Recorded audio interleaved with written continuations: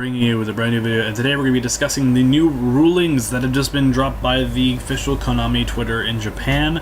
I'll have a link to the website that I'm using this as reference in the description below. But basically, what does this mean?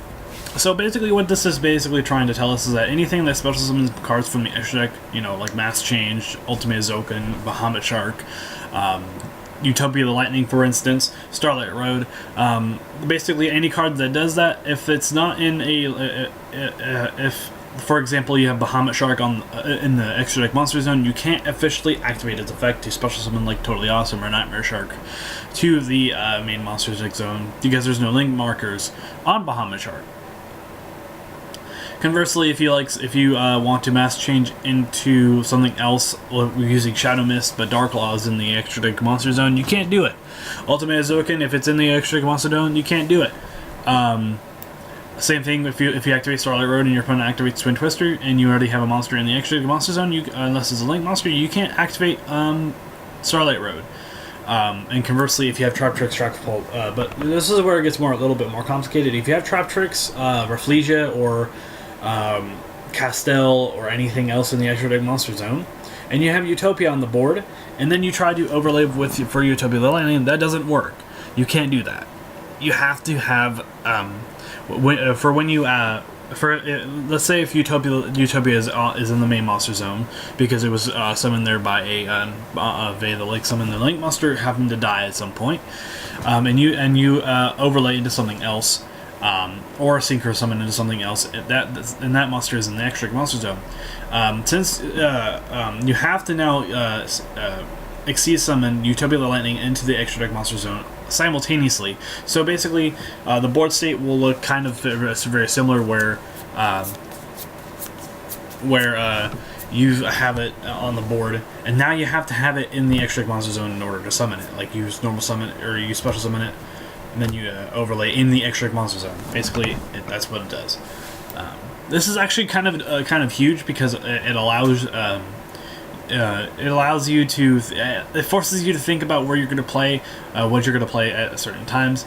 They're also comparing it with kind of like Cyber-Stein. I'm pretty sure Magical Scientist will work the same way. Instant Fusion will work the same way. It'll go in the extra monster zone. Cyber-Stein, you pay 5,000 life points, summon your Blue Eyes Ultimate Dragon in the extra monster zone now. So you know how it goes. It's basically the same thing. However, what is not clear, and what is basically kind of stipulated already, is that if, and my theory still holds up, basically under this new ruling, is that if you activate Cypher and Lord Omega's effect to banish itself from the field to target a card out of your opponent's hand and banishing it, or if you activate Cypher and Lord Zeta's effect to target a monster your opponent controls, to banish it for the turn, and you happen to have a link or if you happen to link summon that turn, or summon a link monster, fusion summon, whatever it is, and Zeta or Omega will just go back into the main monster zone because it wasn't summoned from the extra deck at that point, and simply because since it's not summoned from there, it just comes back. It's not being summoned from the extra deck. It just comes back. It doesn't matter where it goes. It just comes back. It's basically the same line of reasoning with Wind Up Rabbit. Wind Up Rabbit doesn't get summoned from the banish zone. It just comes back. That's why you could activate. That's why you could bring back Cypher Mode Omega under Vanity's Emptiness, is because it just doesn't get summoned. It comes back. It's already summoned.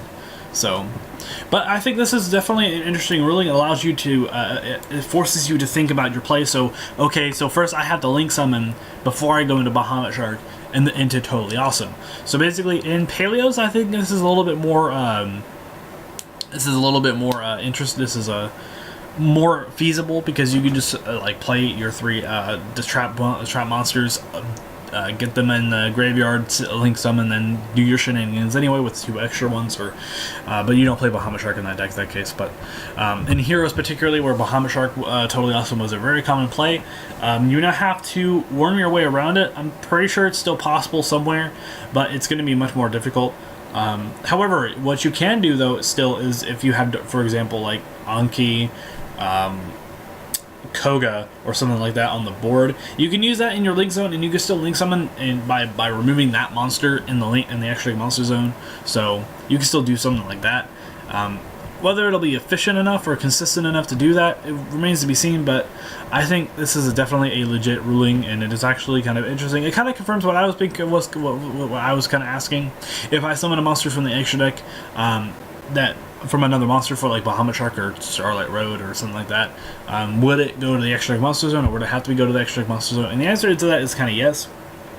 To be fair, we kind of already had this ruling kind of answered anyway in the form of pendulum monsters, where if you pendulum summon monsters from the extra deck, they go to the extra deck monster zone if you don't have anything in there. So that being said, I think it's a definitely interesting ruling. It definitely clarifies for those who didn't know or who were unaware. So anyway, guys, tell me what you guys think about this in the comment section down below. I will see you guys in the next video. This has been Team MFOs, and I will be signing out.